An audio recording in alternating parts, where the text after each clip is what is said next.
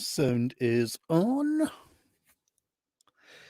Screen is ticking away and just waiting on making sure I've not got anything on that shouldn't be on.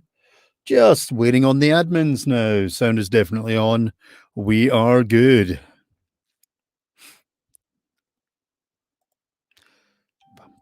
Oh, now my phone's just gone off.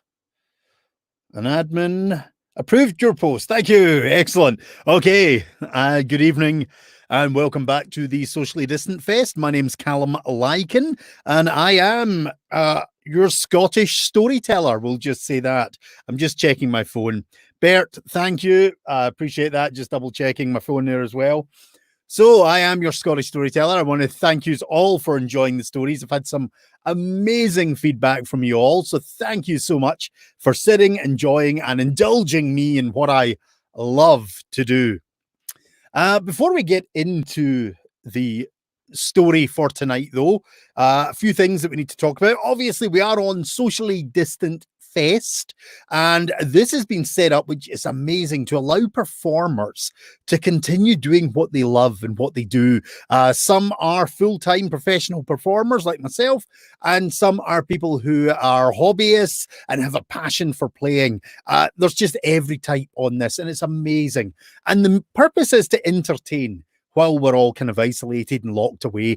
But also one of the other benefits, and something to keep in mind when you're enjoying the music, the stories, the performances, is there are tip jars available. You may see at the bottom of my page, if everything is scrolling and fancy, you will see I actually have a little scroll bar just to remind everyone.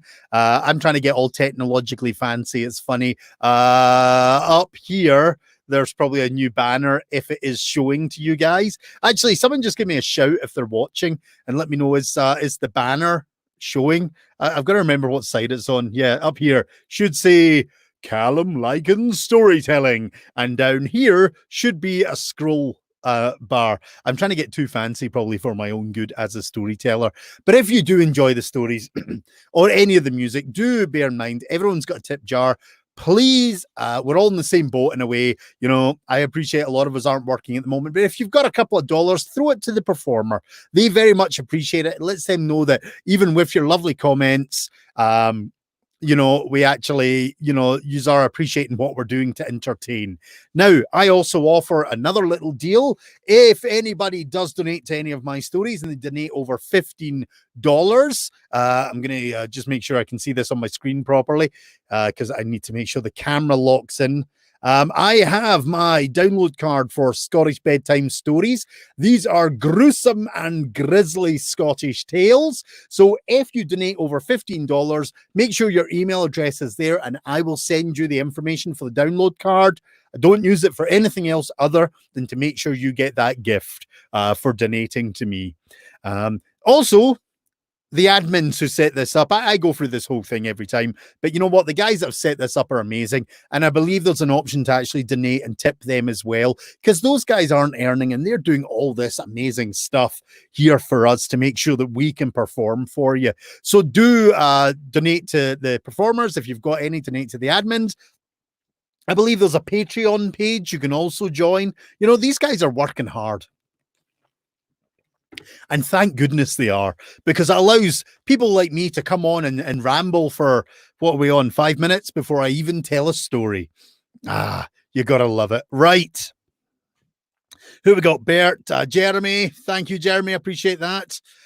So let's get on with a story. And I'm just checking on my systems or tickety-boo. Everything's working. Sound seems good. Now, I don't know if the people are on who asked for this, but when I first came on, I made an offer. If there's a theme of a story, a genre, an idea of a story that you want to hear, and by that, I don't mean don't shout out like giant Jack and the Beanstalk or things like that. I mean like, you know, oh, I want to hear a story about giants, or, you know, have you got a story about love?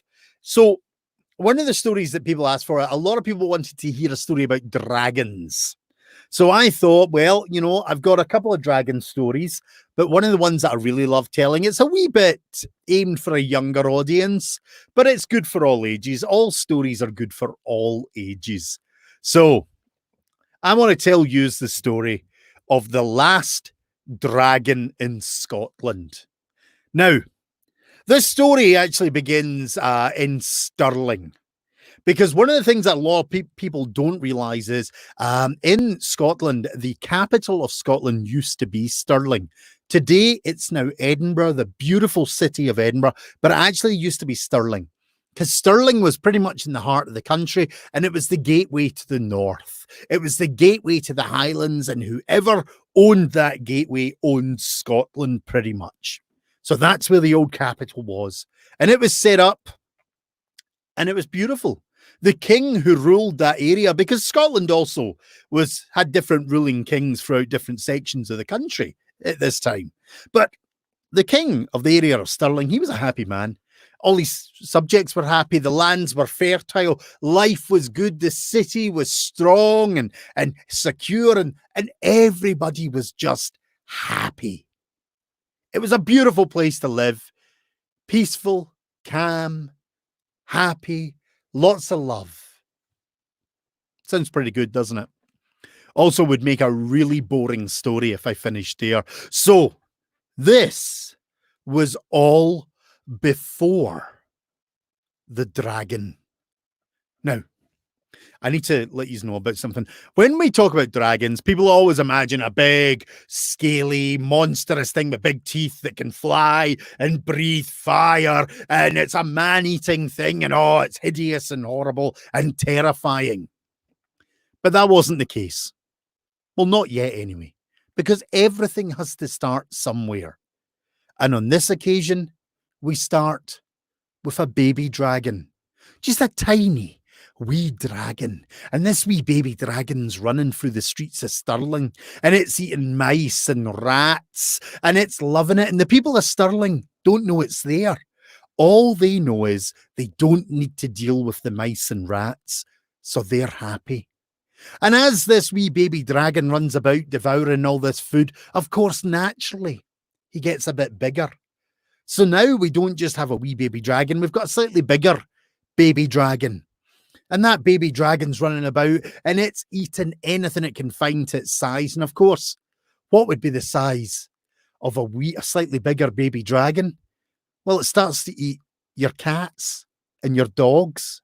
And of course, as it's eating all the cats and dogs, the people of Stirling, well, they're getting a wee bit worried. They're like, what is going on here? But now, because this baby dragon's eating all the cats and dogs, it's now a slightly bigger baby dragon. And of course, the people of Stirling start to notice something that size, particularly because it is so big, but also because a slightly bigger baby dragon has a slightly bigger appetite, and cats and dogs don't cut it anymore. And of course, something that's really a size up from a cat or a dog is something that no one wants to be eaten. And that's your bairns. That's all the kids, all the children of Stirling. Basically, if they're out by themselves and this dragon sees them, crunch, they're gone. And of course, now the people of Stirling are furious because they realize they've got a bigger baby dragon running through the streets of Stirling, and it's eating their children. So they chase that baby dragon out of the city into the surrounding countryside.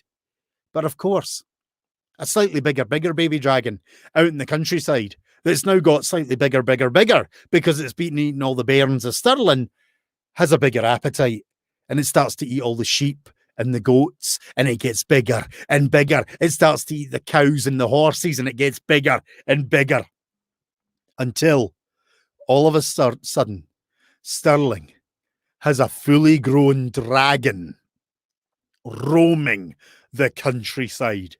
And it is devastating the crops. It's eating all the livestock. Any travellers coming to the city are devoured. It is burning the land, and everything is now miserable in the area of Stirling.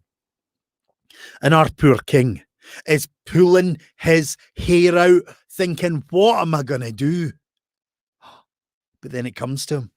Of course, what does a king have at his disposal? He has an army. So he gets his sergeant and he says, get your men ready, arm the knights, sharpen your swords, polish your shields and your armor. You're going to go and kill this dragon. Well, all the knights of the realm do that. They polish their shields, sharpen their swords, and one day they march out of the city gates to face the dragon. Now, normally I do this story with audience participation, so I'm going to have to just kind of roll on without the fact that what I'm going to ask you to do is I want you to roar. I want you to bellow like a dragon. I want you to cheer and go huzzah like knights. Just get in the mood for it, folks. You know, make me think that you're actually giving it rahs and all that. You know, it just makes me happier. But anyway, the knights squared up on the field and they gave an almighty huzzah. The dragon stared at the knights and he gave the most blood-curdling roar you have ever heard. And then both of them charged each other. And I'd like to ask my audience at this point what you think happens. Do you think they killed the dragon? Do you think the dragon ate all the knights? I mean, what do you think happened? Well, the reality is this was a big, mean dragon. So he literally killed everything. All the knights, all the horses, everything. He destroyed them. He ate them. He's picking his teeth with a sword. And this dragon is sitting in the field thinking, this is marvelous. This is like silver service. It's like McDonald's of the medieval age. He is getting food sent to him. So our dragon realizes he's no leaving. He is not disappearing from this area. And he spies a cave across a wee swamp. And he thinks to himself, that will do for me. I'm heading off into that. And he settles down in that cave, realizing that Stirling is the perfect place for food supply for him. Now, our poor king is up in his tower and he is feeling miserable because all his army's just been eaten and he doesn't know what to do. But he realizes, you know what? He's got friends. There's other kings. So he writes them all letters. And for any younger audience that's maybe listening, this is something we used to do before email. You get a bit of paper and you get a pen. And then you get a stamp and an envelope. Okay, you get the gist. Well, he sends out letters to all the surrounding kings. And of course, they've had dragon problems. So they send their armies. And one day, the scene is set. All the other knights from all the kingdoms are there. The dragon is there. The knights give out an almighty huzzah! The dragon gives out the most blood-curdling roar you have ever heard, and they charge at each other. And all the people of Stirling are looking on with anticipation. And then there's an almighty clash as the dragon and the knights hit each other. And then the people of Stirling can't believe their eyes as they watch this dragon eat and burn and cook and stamp and slash. And basically, in no time at all, he has eaten all the knights again. And now our dragon is happy. His belly is swollen. And he is like, that seals it. I am never leaving here again. And he waddles back to his cave for a good sleep. Now, our poor king is miserable now. He has just had his army eaten, all his friends' armies eaten, and still there's a dragon plaguing his lands. And he doesn't even know what to do. He's desperate, pulling out his hair, pacing the floor, walking a hole in the floor. He is just miserable. And then he realizes he needs to do the one thing he didn't really want to do, but he should have done it in the first place. And here is a little word of wisdom for any younger viewer that's watching, particularly of the male persuasion. Whenever you have a serious problem, please just save yourself all the hassle in the world. Do what the King of Stirling did. And it's this. Go see the wise woman. Just accept it. It's going to happen eventually. Go see the wise women and they will sort it out for you.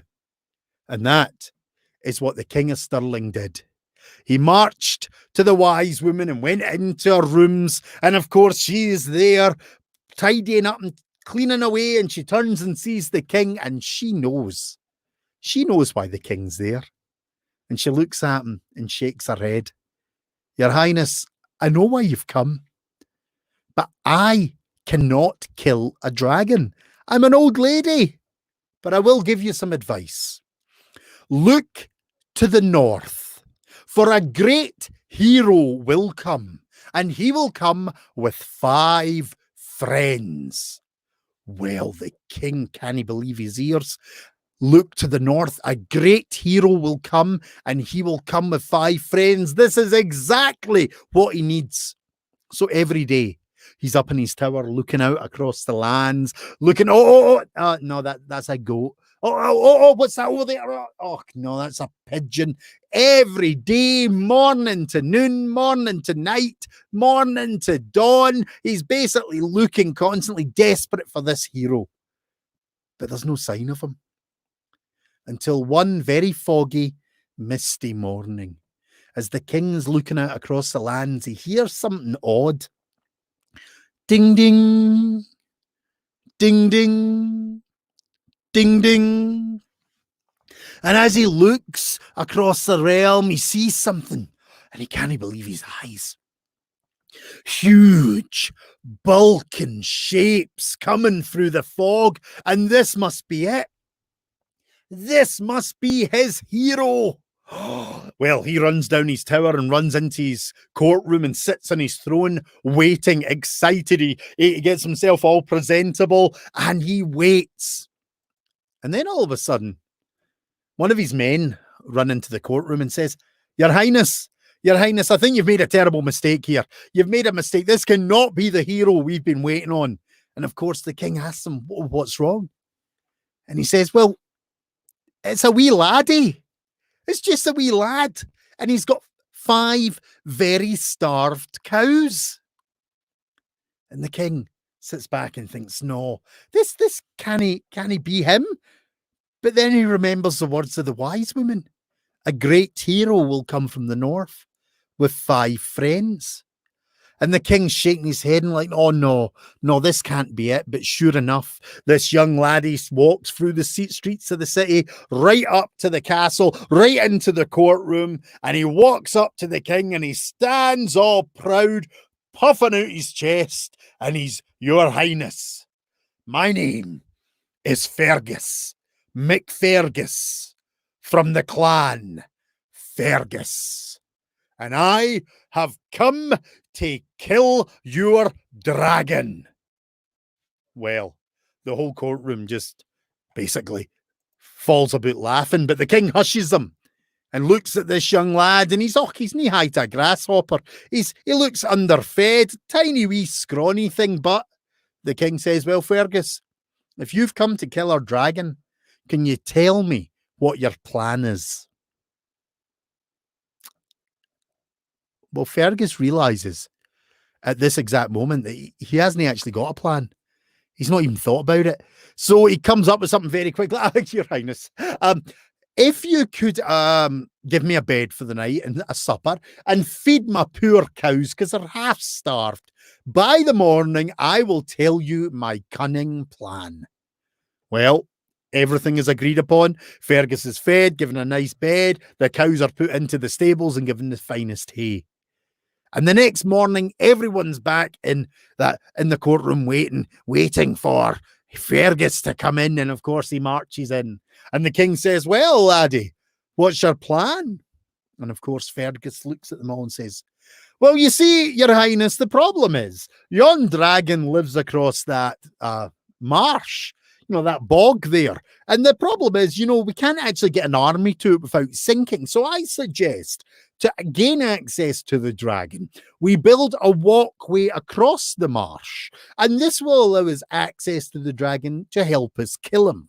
But while we're building it, just to protect us in case the dragon decides to appear, we'll basically put spikes into the heavens. You know, instead of putting them into the earth as one would normally do when building a walkway, we'll put them every second one into the sky just to deter the dragon from attacking before we're finished. Well, the king thinks about this and he doesn't think it's the greatest plan he's ever heard, but it's all they have. So he gives the orders and the walkway begins.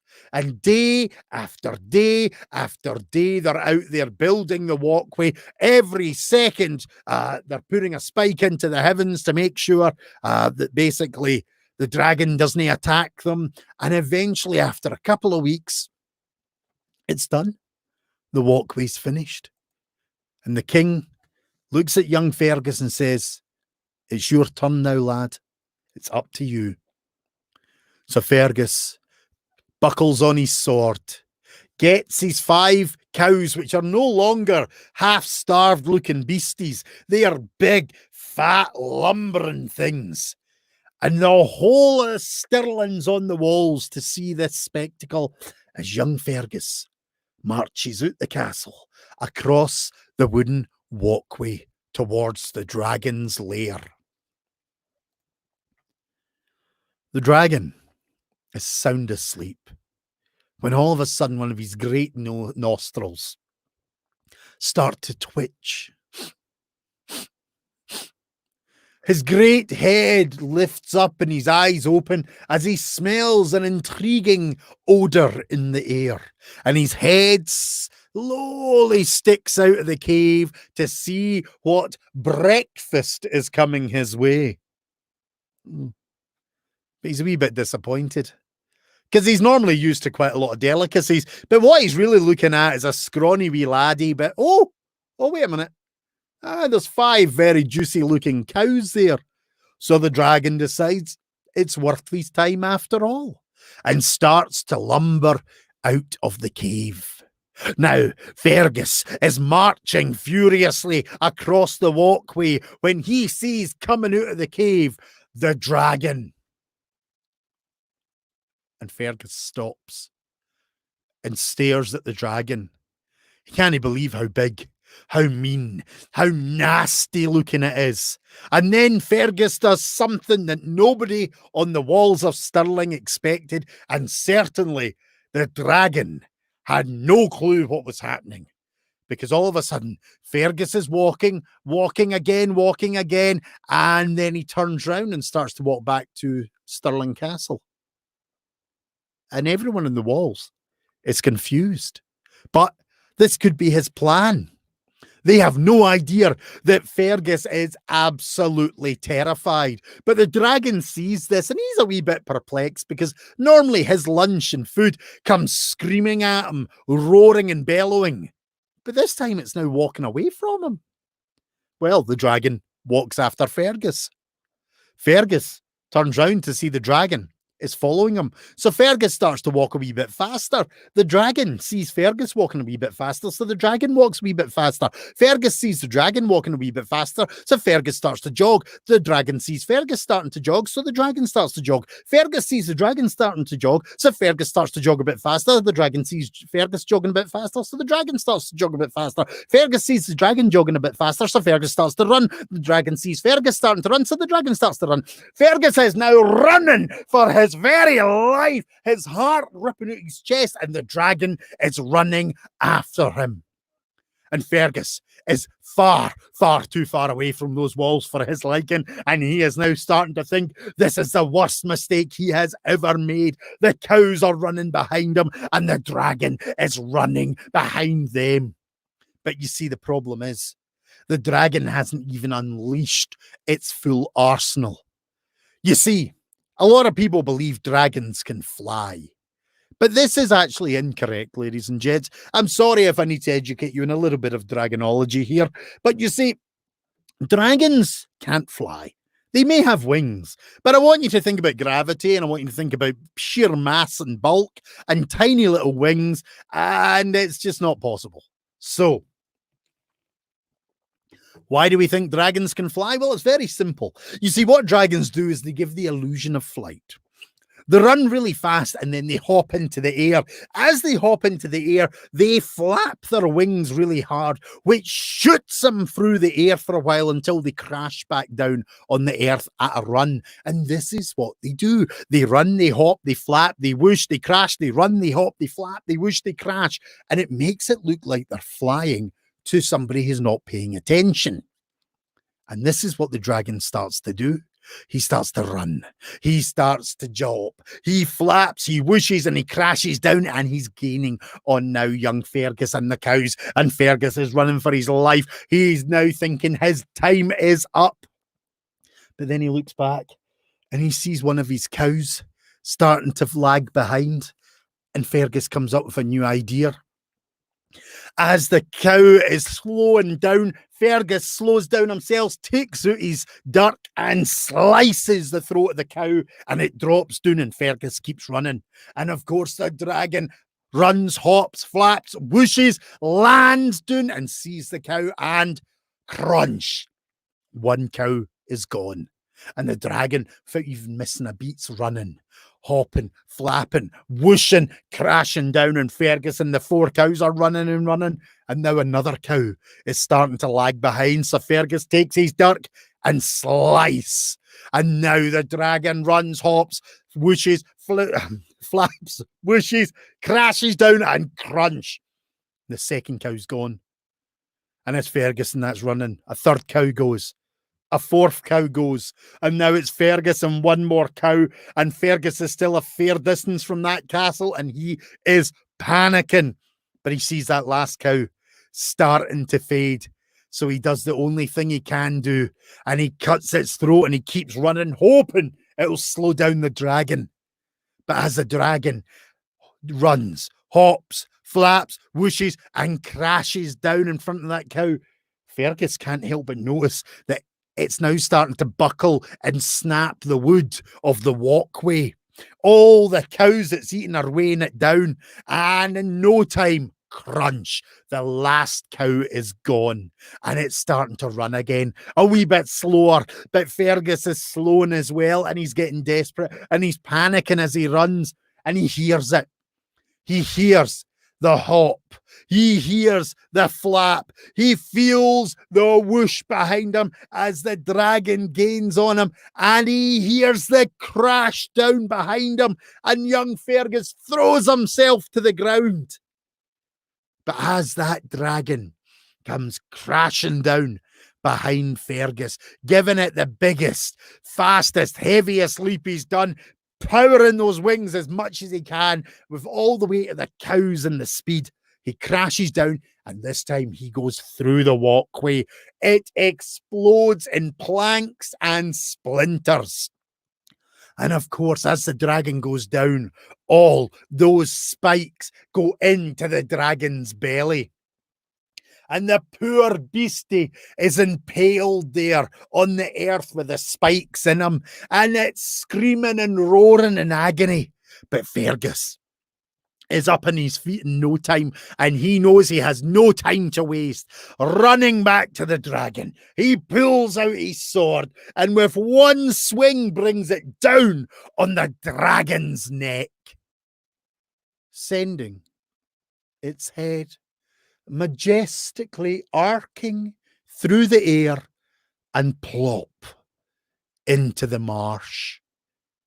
As Fergus stands there with a bloody sword in hand, puffing and panting, the heavens suddenly fill with cheers and roars as the walls of Stirling erupt in joy. Fergus, McFergus of the clan Fergus, has killed the last dragon in Scotland. And the King of Stirling wants to give him land and titles and wealth and women and booze, but Fergus wants none of it. He asks for one thing: the head of the dragon as proof. You see, ladies and gentlemen, the Fergus clan are a rather unusual clan in Scotland. They are credited with being the dragon slayers of the kingdom. They travel around all of Europe dealing with unruly dragons. And young Fergus, well, he was still to become a man. So he had been sent out to kill this dragon as a rite of passage. And by taking the head home, Fergus was declared a man in the village. And as the years went by, he grew into a strapping lad and eventually became the chief of the Fergus clan. All because young Fergus McFergus from the clan Fergus had killed the last dragon in Scotland. Or had he? Because I actually have it on good authority, ladies and gentlemen, that there is one dragon left, and she's cunning, and she's sneaky, and she knows better than to be seen in public, because she knows the Fergus clan are still out there. And if you ever want to see this dragon, you need to go to Scotland. You need to head right up north into the Highlands. You need to head up close to Inverness, where there's a great loch called Loch Ness. And in the morning, as the mist and fog is still in the water, what you need to do is you creep up through the reeds and stare out across the water when it's nice and still. And if you're lucky, a dragon's head will appear above the water. It will look around a few times before disappearing back down to the depths. Very few have seen her, but for very good reasons. Because you see, Nessie doesn't want to lose her head, because she knows the Fergus clan are still out there hunting dragons. Thank you very much. Ladies and gentlemen, thank you very much for enjoying the story. Hopefully you did. If you did enjoy the story, do bear in mind there is a tip jar option available. Donations are always welcome. We are all performers. We're working hard. Sadly, most of us don't have any events this year because of the strange times we're living in. So please do, if you enjoyed the story, please do consider donating. If you do donate over $15, I have a collection of gruesome and grisly Scottish tales, Scottish bedtime stories as they're known in Scotland. Definitely not for the faint heart and not for the young ones. If you donate over $15, make sure your email address is there and I will send you a copy of the digital CD download options for you to own that at home, effectively taking me home.